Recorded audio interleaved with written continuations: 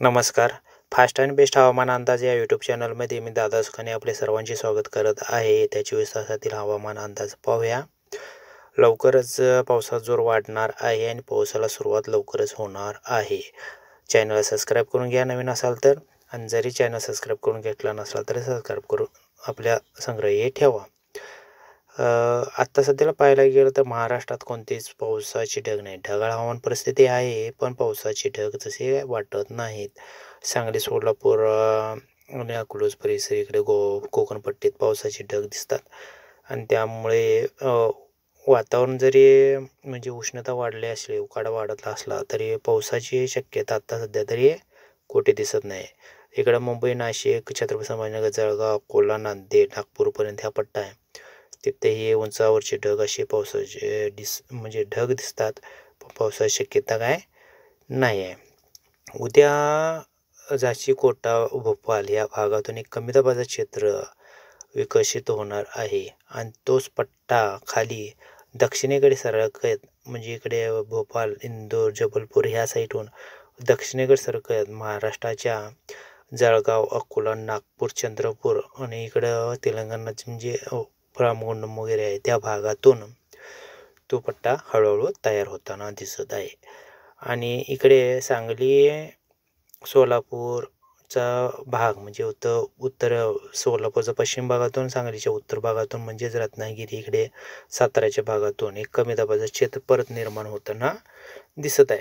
याच्या अनुषंगाने उद्याही उष्णतात वाढ भरपूर होणार आहे आणि जास्तीत बघायला पावसाची शक्यता ही पूर्वेकडून थोडी थोडी बनत जाणार आहे. अहेरी, बेलामपल्ली, आशिफाबाद हे पूर्वेकडचे जे आहेत भाग जिल्हे, यातून थोडासा पावसाचा जोर वाढत जाणार आहे. इकडे गडचिरोली, देसाईगंज, वाणी, माकोना, उमरेड ह्याही भागातून हलकासा पावसाची शक्यता वाटत आहे. आणि इकडे पूर्व बाजूला म्हणजे विशाखापट्टणम, भुवनेश्वर ह्या पट्ट्यात, जबलपूर म्हणजे तेलंगणा त्याच्या पण खाली पूर्वेकडं पावसाचा जोर हळूहळू तयार होणार आहे आणि तो तसाच तयार होत महाराष्ट्राकडे पुढे सरकत जाणार आहे.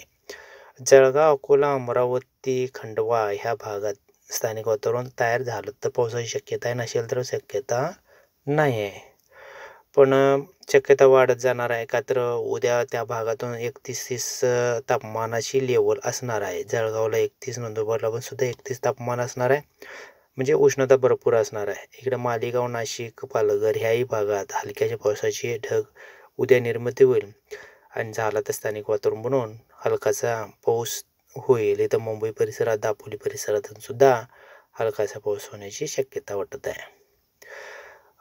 बाकी सर्व पुणे, अहमदनगर, बीड, अकलूज, सातारा ह्या भागात पावसाची शक्यता काहीच दिसत नाही, पण ढगाळ हवामान परिस्थिती ही राहणार आहे. दापोली, रत्नागिरी, राजापूर, कोल्हापूरच्या पश्चिम भागातून हलक्याच्या पावसाची शक्यता वाटत आहे, म्हणजे साधारणतः स्थानिक वातावरण तिथे या भागात बनणार असेल असं दिसत आहे.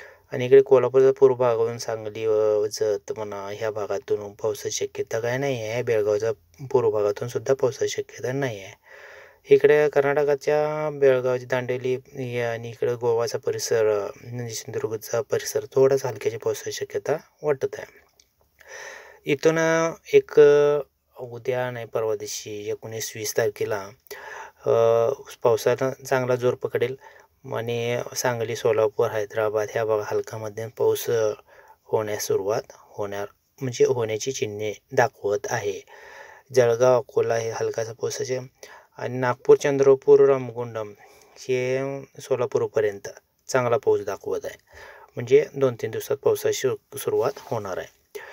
हे GPS मॉडेलनुसार असं दिसतं की दक्षिण महाराष्ट्रातून तापमान वाढ होणार आहे, कमी दाबाचं क्षेत्र बनत जाणार आहे आणि उत्तरेकडून थोडासा हलकासा पावसाची शक्यता आहे आणि पश्चिम भागातून घाट परिसरात पावसाची शक्यता दाखवत आहे.